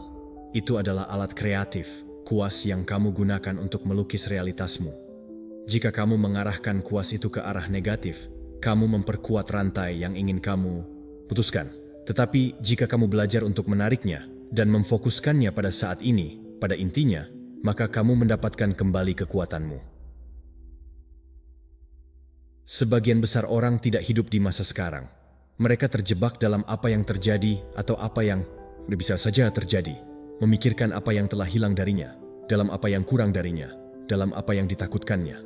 Dan yang tidak mereka sadari adalah bahwa masing-masing dari pikiran-pikiran itu menguras energi vitalmu. Karena pikiran pergi kemana kamu membawanya, tetapi energinya pergi bersamanya. Dan jika kamu tidak memperhatikan, kamu dibiarkan tanpa fokus, tanpa arah, tanpa kekuatan. Jadi, jika hari ini kamu merasa kelelahan secara emosional, periksa kemana kamu menaruh perhatianmu sepanjang hari. Ketika kamu berhasil melepaskan pikiranmu dari masa lalu, dari tubuhmu, dari sejarah yang telah kamu ulangi ribuan kali, dan kamu melakukan itu semua dengan perhatianmu pada saat ini, sesuatu di dalam dirimu diatur ulang, karena saat ini tidak butuh usaha, tidak perlu koreksi atau proyeksi. Saat ini hanya butuh kehadiranmu sepenuhnya, tanpa menghakimi, tanpa gangguan. Dan dalam keadaan itu, seolah-olah kamu memasuki tingkat kesadaran lain. Kamu bukan lagi ceritamu, kamu bukan lagi dirimu drama, kamu bukan lagi labelmu. Kamu adalah kehadiran murni, kamu adalah lapangan terbuka, kamu adalah energi bersih, siap untuk diciptakan, dan kamu tidak memerlukan apapun dari luar untuk mengaksesnya. Kamu hanya perlu berlatih, bernapas, menutup matamu, mengamati dirimu sendiri, merasakan tanpa menunggu, melihat tanpa berpikir. Semakin banyak kamu melatih kesadaran itu, semakin banyak kamu menemukan bahwa pikiran menjadi jernih, stabil, kuat, dan kemudian kamu tidak lagi bereaksi karena kekurangan, tetapi kamu memilih dari kepenuhan. Karena ketika kamu berada di masa sekarang, tidak ada yang hilang. Dan dari sana, dari tempat yang sunyi itu, kamu bisa mulai mengarahkan energimu dengan cara yang sadar terhadap apa yang sebenarnya ingin kamu bangun, bukan ke arah apa yang ingin kamu hindari. Sebuah alat yang ampuh untuk melatih ini adalah meditasi. Bukan sebagai sebuah mode, tetapi sebagai sebuah praktik koneksi ulang setiap hari. Ini bukan tentang membiarkan pikiran kosong, tetapi mengamati tanpa terseret untuk memberikan dirimu sendiri pengingat berulang kali di mana kamu berada. Ketika kamu menyadari bahwa pikiranmu telah pergi ke masa lalu, ke ketakutan, ke kebisingan, kamu membawanya kembali dengan kesabaran, dengan ketegasan, karena setiap kali kamu melakukannya, kamu memperkuat kemampuanmu untuk hidup dari pusat, dan bukan dari keliling. Kaum Stoa juga berbicara tentang praktik ini, meskipun dengan bahasa yang berbeda. Bagi mereka, satu-satunya hal yang sesungguhnya adalah keputusanmu sendiri, fokus, respon internalmu. Bingkai Aurelius berkata, kualitas pikiranmu menentukan kualitas hidupmu. Dan Epictetus bersikeras bahwa tidak ada apapun eksternal yang dapat membahayakanmu jika kamu tidak mengizinkannya secara internal. Bagaimana itu tercapai? Melatih pikiran agar tidak terpecah, tidak menyerahkan kendali kepada pihak luar, untuk tetap berada di masa kini dengan penguasaan dan kejelasan. Karena ketika kamu memilih apa yang kamu lihat, kamu memilih apa yang kamu rasakan. Dan ketika kamu memilih apa yang kamu rasakan, kamu memilih bagaimana kamu hidup. Itulah kekuatan sesungguhnya. Tidak mengendalikan dunia, tetapi mengendalikan tempat di mana kamu menaruh perhatianmu. Tidak menghindari masalah, tetapi menghindari masalah itu sendiri. Masalah menguasaimu jika kamu mendekatinya. Bukan untuk lari dari kebisingan, tetapi mengembangkan kemampuan untuk tetap dalam keheningan, meskipun ada kebisingan di luar. Jadikanlah ini sebuah kebiasaan. Setiap pagi, sebelum memulai hari, tutup matamu selama beberapa menit dan putuskan. Hari ini, aku akan memberi hadiah. Hari ini, aku akan memperhatikan kemana arahnya perhatian saya. Hari ini, saya akan memilih untuk mengarahkan energi untuk apa yang ingin saya perluas. Dan lakukanlah bahkan di masa sulit. Ketika kamu merasa terjebak dalam pengulangan mental seperti biasa, berhenti, bernapas, tanyakan pada diri sendiri, apakah ini sepadan dengan energiku? Apakah saya ingin ini tumbuh dalam hidup saya? Jika jawabannya Tidak, lepaskan. Kembali ke saat ini. Kamu selalu bisa kembali karena semakin sering kamu melakukannya, semakin kamu sadar akan hal itu, semakin mampu mengendalikan diri, semakin bebas.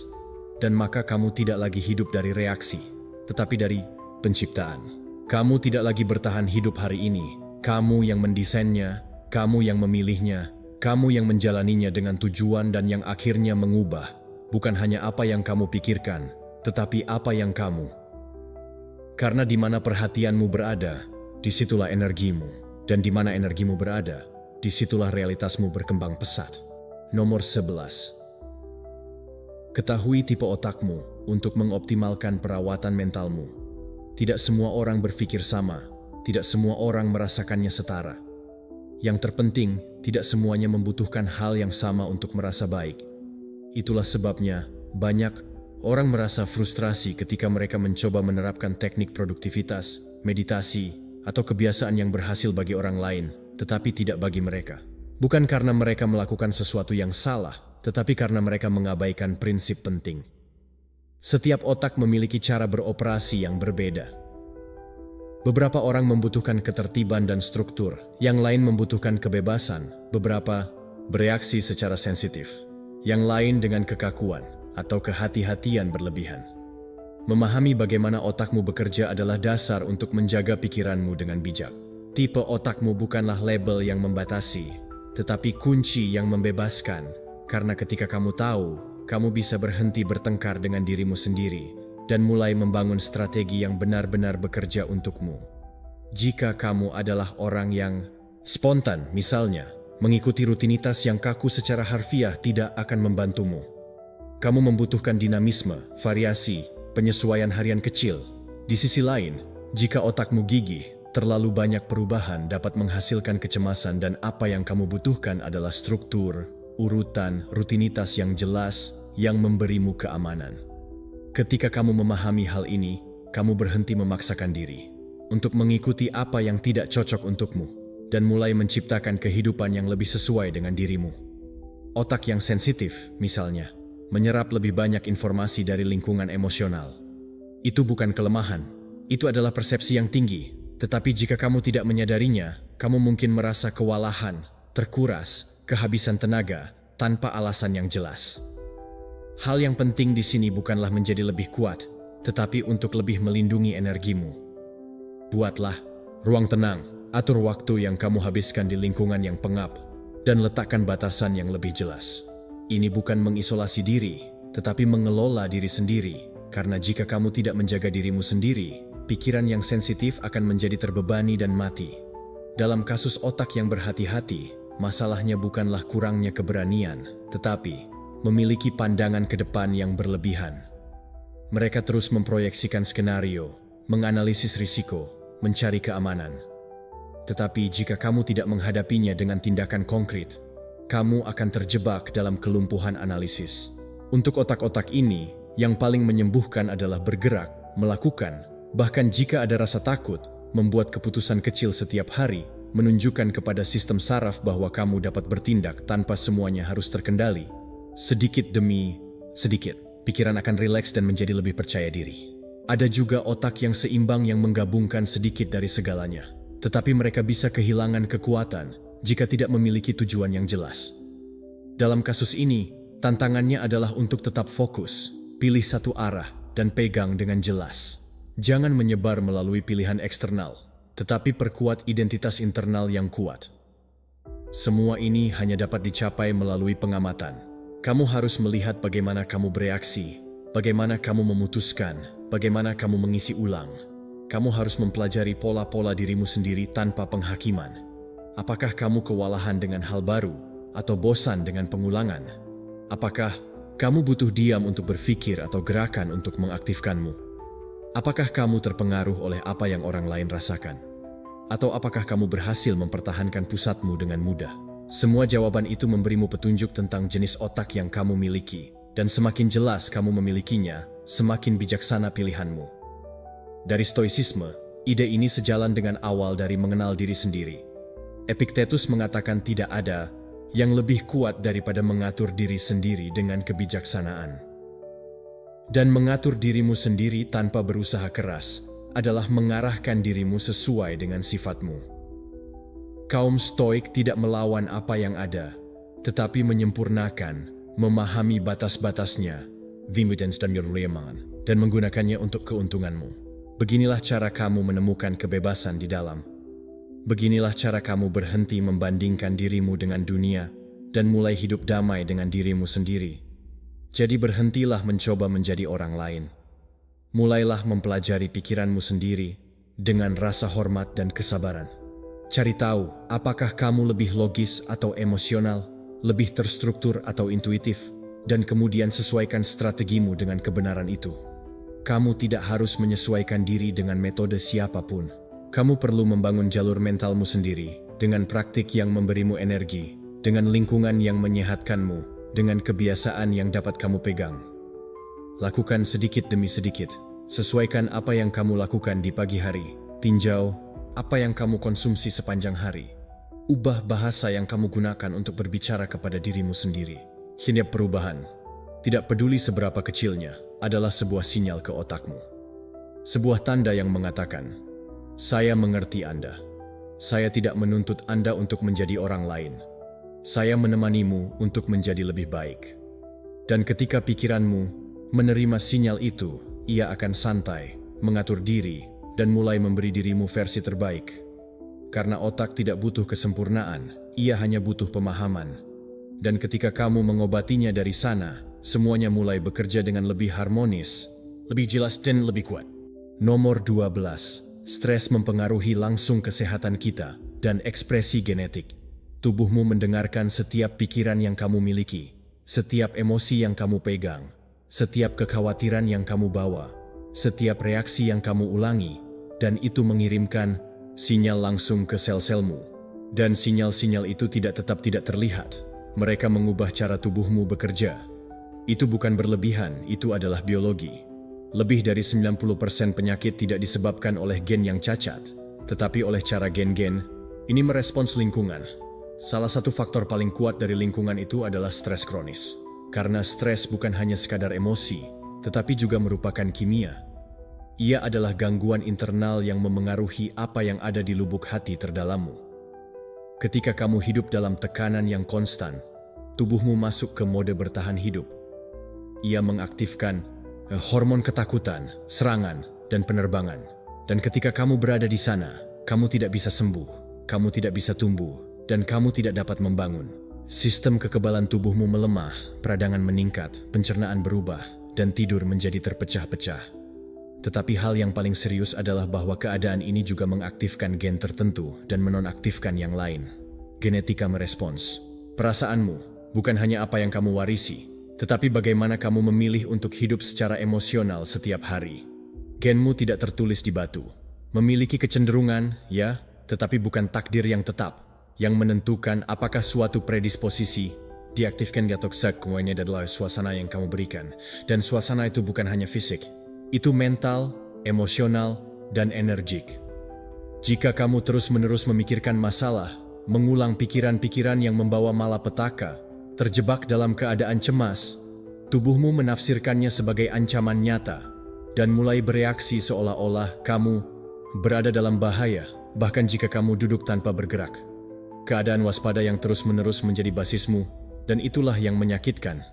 Tetapi jika kamu berhasil keluar dari keadaan itu, jika kamu melatih pikiranmu untuk hidup dalam ketenangan, rasa syukur dan kehadiran kimia internalmu akan berubah.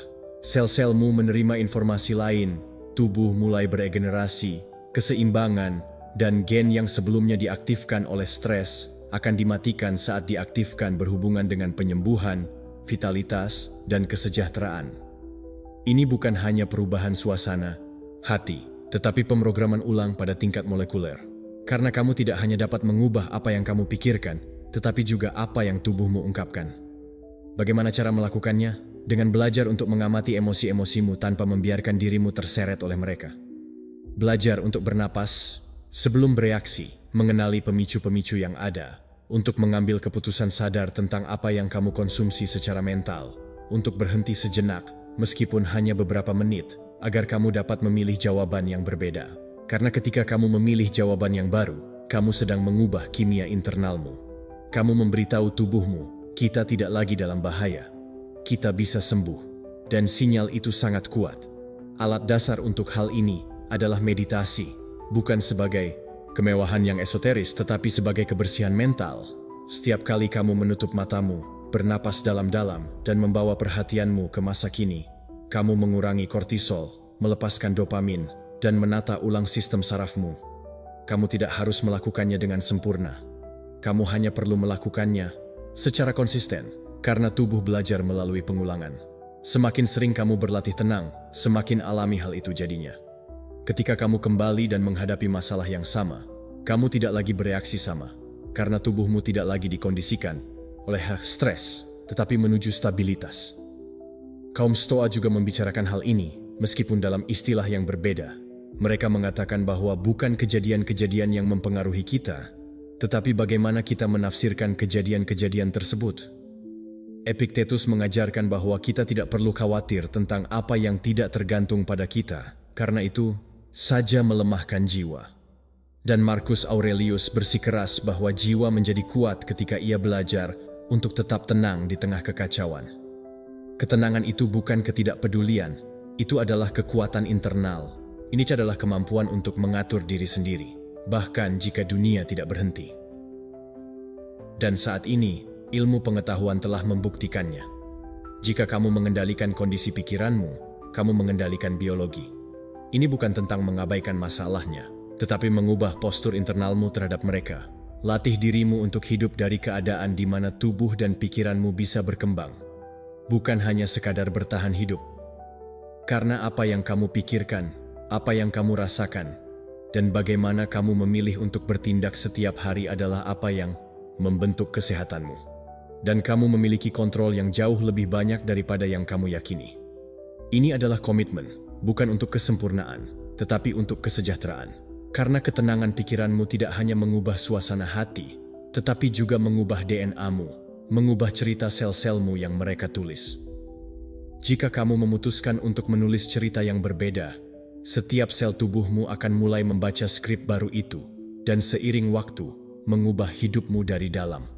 Nomor 13, mimpi tidur nyenyak dan istirahat sangat penting untuk mengkonsolidasikan neuroplastisitas. Segala sesuatu yang kamu pelajari, segala sesuatu yang kamu praktikkan, dan segala sesuatu yang kamu coba ubah dalam pikiranmu memerlukan tahap penting untuk mengkonsolidasikannya, yaitu mimpi. Tidak masalah seberapa banyak kamu belajar, berapa banyak afirmasi yang kamu ulang, atau berapa kali kamu melatih kebiasaan baru. Jika kamu tidak tidur, tidak ada yang terintegrasi secara mendalam. Karena itu pada saat tidur nyenyak, otakmu melakukan pekerjaan paling penting, memperkuat koneksi yang ingin kamu simpan dan menghapus yang tidak berguna. Ini seperti semacam pembersihan saraf, edisi malam, di mana yang berharga tetap ada dan yang tidak berguna dihapus. Neuroplastisitas adalah kemampuan otakmu untuk berubah, dan itu tidak hanya terjadi saat kamu terjaga. Faktanya, sebagian besar transformasi tersebut terjadi saat kamu tidur. Disitulah jalur saraf baru dikonsolidasikan, ketika sinapsis yang diaktifkan pada siang hari diperkuat dan menjadi lebih efisien. Namun, jika kamu tidak mencapai tahap tidur yang dalam, jika tidurmu terganggu, jika kamu berbaring terlambat dan bangun dengan tubuh yang kelelahan, pikiranmu tidak punya waktu atau cukup energi untuk mengatur apa yang kamu pelajari. Tanpa istirahat, apa yang kamu praktikkan akan terlupakan. Kinerja, memori, kreativitas, dan kemampuan berkonsentrasimu semuanya akan menurun. Ketika tidur bukanlah prioritas. Dan ini bukan hanya tentang berapa banyak jam tidur yang kamu dapatkan, tetapi tentang tidur yang berkualitas, menciptakan lingkungan yang mendukung, menghormati jadwal, dan mempersiapkan tubuh serta pikiranmu agar bisa benar-benar beristirahat. Karena jika kamu tertidur dengan kepala penuh kebisingan, rangsangan, dan layar, sistem sarafmu masih aktif, meskipun matamu tertutup. Itu bukan istirahat, itu hanya akumulasi kelelahan. Selain tidur malam, ada juga saat-saat di siang hari ketika kamu dapat memperkuat proses ini. Istirahat tidur siang singkat selama 20 menit, atau praktik relaksasi mendalam seperti meditasi. Kamu tidak perlu tidur sepenuhnya, kamu hanya perlu mengizinkan tubuhmu memasuki keadaan ketenangan yang nyata. Dalam keheningan itu, otak terus menata, ulang, terus mengintegrasikan, dan terus belajar. Momen jeda ini adalah kunci bagi mereka yang ingin meningkatkan kinerja tanpa terbakar di tengah jalan. Ambil dirimu sendiri dengan serius, dan istirahatlah karena kamu menganggapnya serius tujuanmu. Ini bukan kemewahan, ini adalah kebutuhan biologis. Jika kamu menghormatinya, kamu akan melihat bagaimana pikiranmu mulai merespons lebih baik, bagaimana kamu berpikir lebih jernih, bagaimana kamu membuat keputusan yang lebih baik, dan bagaimana kamu bereaksi lebih sedikit serta menciptakan lebih banyak. Karena istirahat tidak menyita waktumu, tetapi memberikannya kembali, memberi kamu energi, fokus, dan stabilitas. Tanpa itu, semua hal lainnya menjadi lebih sulit untuk dipertahankan. Stoicisme juga berbicara tentang hal ini, meskipun dari sudut pandang yang berbeda. Bagi Stoa, tubuh harus berada di pelayanan jiwa, tidak diperbudak oleh kesenangan, dan tidak pula berusaha berlebihan. Seneca mengatakan bahwa siapapun yang hidup dengan kebijaksanaan menjaga pikiran dan hati mereka. Karena jika kamu mengabaikan istirahatmu, kamu sedang menyabotase kekuatan batinmu.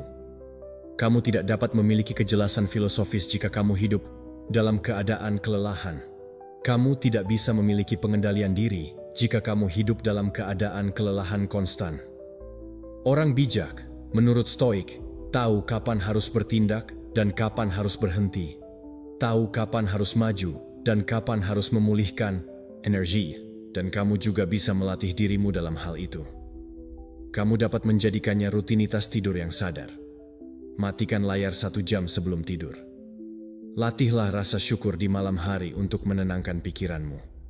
Tarik napas dalam-dalam sebelum menutup matamu, seperti sebuah ritual yang memberitahu tubuhmu, sekarang saatnya untuk melepaskan.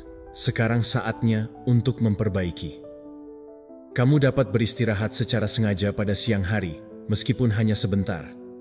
Jika kamu melakukannya dengan konsistensi, kamu akan mulai melihat perubahan nyata dalam kapasitas mental dan emosionalmu. Jangan biarkan kelelahan menjadi kondisi alammu. Jangan menormalkan kehidupan yang terputus, tersebar, dan penuh kelelahan. Karena pikiran yang lelah tidak dapat melihat dengan kejelasan. Dan jika kamu tidak dapat melihat dengan jelas, kamu tidak dapat bergerak maju dengan arah yang tepat. Istirahat adalah fondasimu. Ini adalah lahan subur tempat ide-ide berkembang, tempat kebiasaan dikonsolidasikan, dan tempat keberadaanmu diatur kembali untuk berevolusi. Jadikan istirahat sebagai prioritas strategis, bukan hadiah. Jadikan itu bagian dari disiplin ilmu, filosofi pribadimu, dan rasa hormatmu terhadap diri sendiri. Karena hanya ketika pikiranmu tenang, teratur, dan dalam pemulihan, kamu bisa menjadi versi dirimu yang tidak hanya bertindak dengan baik, tetapi juga berpikir dengan kuat, memutuskan dengan bijak, dan menjalani hidup dengan koherensi. Transformasi tidak dimulai dengan usaha lebih, tetapi dengan istirahat yang lebih baik. Nomor 14, pengendalian diri berhubungan dengan kecerdasan dan meningkatkan kinerja mental. Setiap kali kamu memilih untuk tidak menyerah pada dorongan, kamu memperkuat pikiranmu. Kamu sedang menyempurnakan kemampuanmu untuk memutuskan, untuk berpikir dengan jelas, dan untuk bertindak dengan tujuan. Pengendalian diri bukanlah sekadar disiplin moral. Ia adalah fungsi otak yang lebih tinggi, dan semakin banyak kamu berlatih, semakin pintar kamu secara harfiah. Orang yang dapat mengendalikan emosi mereka, yang tahu bagaimana menunda kepuasan, dan yang bisa mengatakan tidak ketika semua orang mengatakan ya, mengembangkan pikiran yang lebih strategis, lebih fokus, dan lebih mampu memecahkan masalah rumit. Bukan karena mereka memiliki lebih banyak bakat, tetapi karena mereka memiliki lebih banyak pengendalian diri. Otakmu memiliki 2 jalur, bereaksi atau menanggapi. Bereaksi adalah otomatis, impulsif, dan emosional. Menanggapi adalah sadar, rasional, dan disengaja. Di antara 2 hal ini ada ruang. Ruang itu adalah tempat di mana pengendalian diri dilatih. Ketika kamu merasa ingin melihat ponselmu di tengah suatu tugas dan kamu tidak melakukannya. Ketika kamu ingin menyela, mengeluh, atau bertindak marah, tetapi memutuskan untuk diam. Ketika kamu bisa menyerah karena sesuatu memerlukan biaya, tetapi kamu memilih untuk melanjutkan.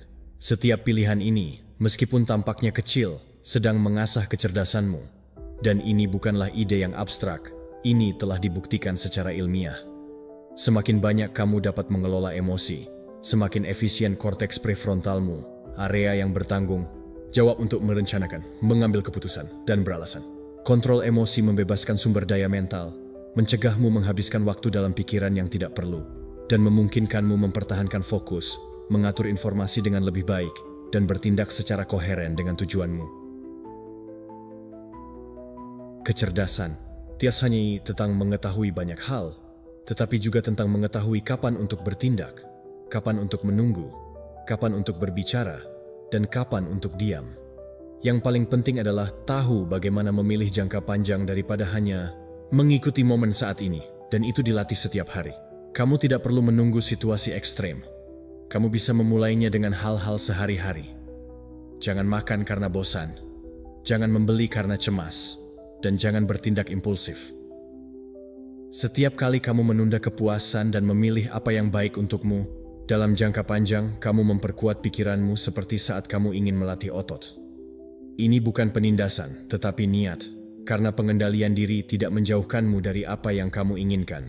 Ia membawamu lebih dekat dengan tujuanmu dengan lebih jelas dan tanpa keausan yang berlebihan. Sangat mudah kehilangan energi mental dalam gangguan, emosi tanpa proses, dan keputusan buruk yang diambil akibat kurangnya kesabaran. Namun, jika kamu memilih untuk bernapas sebelum bertindak, jika kamu belajar untuk berhenti sejenak bahkan ketika semua hal berteriak di dalam dirimu, momen tenang itu menjadi keuntungan terbesarmu. Karena sementara yang lain berlari untuk mendapatkan kepuasan sesaat, kamu sedang membangun strategi, dan seiring waktu, itu menciptakan jarak yang sangat jauh antara mereka yang bereaksi dan mereka yang mengendalikan keputusan mereka. Stoicisme mengingatkan kita untuk mengingat ini dengan sungguh-sungguh. Bagi Stoa, pengendalian diri adalah awal dari segala kebijaksanaan. Epictetus berkata, "Tidak ada orang yang bebas kecuali dia adalah tuan bagi dirinya sendiri." Dan Marcus Aurelius menegaskan bahwa siapapun yang menguasai nafsu memiliki kekuatan lebih besar daripada mereka yang menguasai kekaisaran. Karena hal-hal eksternal bisa berubah dan mungkin gagal. Namun, pikiran yang mengendalikan dirinya sendiri dapat beradaptasi, bertahan, memperbaiki, dan terus bergerak maju tanpa bergantung pada kekacauan luar.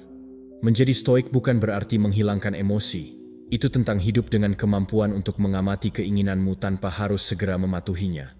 Tingkat kesadaran ini tidak akan menjauhkanmu dari hidup, tetapi justru membuatmu lebih mampu menjalani kehidupan dengan kecerdasan, dengan arah, dan dengan tujuan.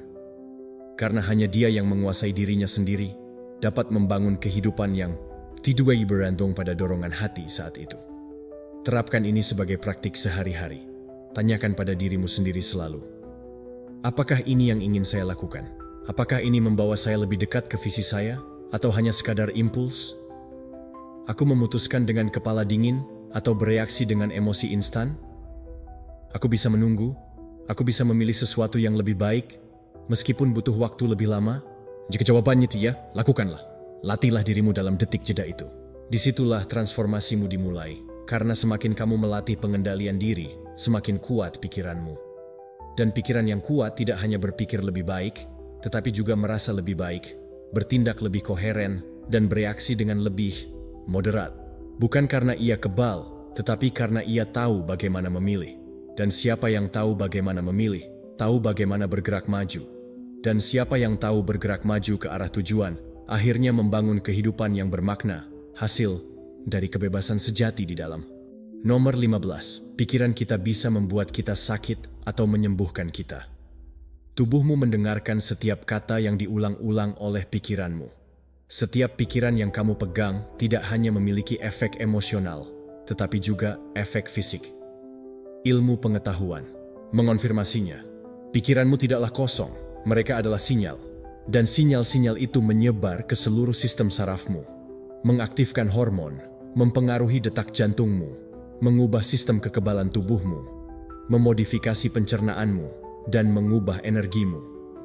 Artinya, apa yang kamu pikirkan secara harfiah bisa membuatmu sakit atau menyembuhkanmu. Apa yang kamu pegang secara mental seiring waktu menjadi pengalaman biologis. Oleh karena itu, jika kamu tidak membersihkan pikiranmu, tubuhmu yang akan membayar harganya. Ini bukan tentang berpikir positif secara paksa atau menyangkal apa yang menyakitkan. Ini tentang memilih dengan tanggung jawab atas apa yang kamu biarkan terulang dalam dirimu. Karena setiap pikiran yang kamu ulangi akan diperkuat. Jika yang kamu ulangi adalah ketakutan, rasa bersalah, frustrasi, atau kekalahan, tubuhmu akan masuk ke dalam keadaan waspada kronis. Kortisol akan meningkat, peradangan meningkat, energi vital berkurang, sistem kekebalan tubuh melemah, dan yang terburuk, kamu mulai hidup seolah-olah emosi tersebut adalah kebenaran, padahal seringkali itu hanya narasi yang kamu tidak pernah pertanyakan. Namun ketika kamu memutuskan untuk memperhatikan pikiranmu, saat kamu memilih untuk mengalihkan fokusmu daripada membiarkannya berjalan tanpa kendali, semuanya berubah. Kamu bisa melatih dirimu untuk berpikir lebih sadar, untuk memilih pikiran yang memberimu kekuatan dan tidak mengambil nyawamu. Kamu dapat menggunakan pernyataan yang nyata dan mendalam yang kamu hubungkan dengan kemungkinan penyembuhan, pertumbuhan, dan perubahan diri. Bukan berpura-pura bahwa semuanya baik-baik saja, tetapi untuk mengingatkanmu bahwa kamu dapat membangun keadaan pikiran yang mendukung kesejahteraanmu. Karena ketika pikiranmu tenang, tubuhmu juga akan tenang. Ketika pikiranmu sedang berperang, tubuhmu juga akan membayar harganya. Ini bukan hanya psikologis, tetapi juga fisiologis. Ini disebut psikoneuroimunologi. Ini adalah studi tentang bagaimana emosi dan pikiranmu mempengaruhi sistem kekebalan tubuhmu, organ-organku, dan kesehatanmu. Telah terbukti bahwa orang-orang dengan tingkat kecemasan atau kesedihan yang tinggi berkelanjutan memiliki risiko lebih tinggi terhadap penyakit kronis. Dan telah terbukti juga bahwa orang yang melakukan praktik rasa syukur, kasih sayang, dan pikiran positif mengaktifkan area otak yang berhubungan dengan penyembuhan dan pemulihan. Artinya, kamu memiliki kekuatan nyata dan konkret untuk mempengaruhi kesehatanmu dari apa yang kamu pikirkan. Mulailah untuk mengamati dialog internalmu. Apa yang kamu katakan kepada dirimu sendiri ketika kamu salah? Apa yang kamu katakan ketika tidak ada seorang pun yang melihatmu?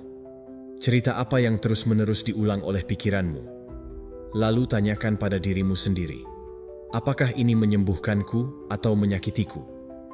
Apakah ini membangun atau menghancurkan diriku? Jika jawabannya negatif, jangan memberinya makan lagi. Kamu tidak perlu menghukum dirimu sendiri dengan pikiran yang tidak melayani. Kamu bisa belajar tanpa menghancurkan diri sendiri. Kamu bisa mengoreksi diri sendiri tanpa menyakiti diri sendiri. Kamu bisa bergerak maju tanpa mengulangi rasa sakit. Ubah cara kamu berbicara kepada dirimu sendiri. Bukan untuk kesombongan, tetapi untuk kesehatan. Bicaralah kepada dirimu dengan rasa hormat, dengan kasih sayang, dengan ketegasan, tetapi tanpa kekejaman.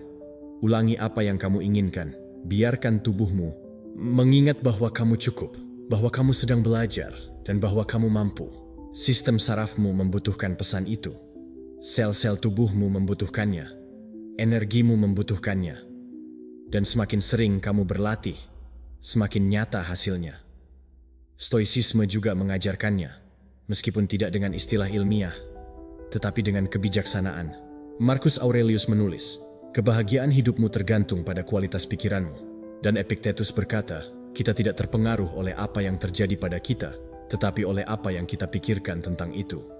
Bagi kaum Stoa, kebenaran kekuasaan terletak pada mengatur pikiran, bukan membiarkan dirimu terbawa oleh emosi saat ini, bukan menjadi budak pikiran yang merusak, tetapi justru mengarahkan perhatian pada apa yang bisa kita kendalikan, dan dari sana membangun ketenangan. Ketenangan bukanlah kelemahan, itu adalah obat, ketertiban internal, dan kejelasan. Karena ketika pikiranmu tenang, tubuhmu merespons. Ketika kamu memilih pikiran yang ingin kamu perkuat, fisiologimu mencerminkannya. Ini terlihat dari cara kamu bernapas, bagaimana kamu tidur, bagaimana kamu mencerna, dan bagaimana kamu bisa memahami. Oleh karena itu, jangan meremehkan kekuatan dari apa yang kamu pikirkan. Jaga pikiranmu seperti kamu menjaga pola makanmu. Bersihkan pikiranmu seperti kamu membersihkan tempatmu, karena disitulah tempatnya memainkan peran besar dalam kesejahteraanmu. Jadikan pikiranmu sebagai tempat yang aman, tempat yang mendorongmu, bukan membatasi, tempat yang mengingatkanmu tentang apa yang dapat kamu lakukan untuk menjadi lebih baik. Bahkan ketika hidup terasa sulit, bukan dengan fantasi, tetapi dengan tanggung jawab untuk diri sendiri. Hanya dengan belajar untuk berpikir secara sadar, tubuhmu, energimu, dan seluruh hidupmu akan mulai mencerminkan perubahan itu. Pada akhirnya, ini tentang penyembuhan dirimu dari dalam. Ya, kamu sudah sampai sejauh ini. Kamu di sini menunjukkan sesuatu yang hanya sedikit orang yang melakukannya. Komitmen nyata terhadap transformasimu. Sekarang perkuat itu, pergi ke kolom komentar dan tulis dengan keyakinan, hari ini saya memilih untuk mengubah pikiran saya. Saya orang yang tabah. Lakukan ini sebagai penegasan, sebagai tindakan pemrograman ulang internal. Karena setiap kali kamu menulisnya, setiap kali kamu mengulanginya, kamu melatih pikiranmu sehingga sesuai dengan tujuanmu, bukan alasanmu. Perubahan bukanlah suatu kebetulan, itu adalah keputusan yang berulang. Dan kamu hanya menunjukkan bahwa kamu siap.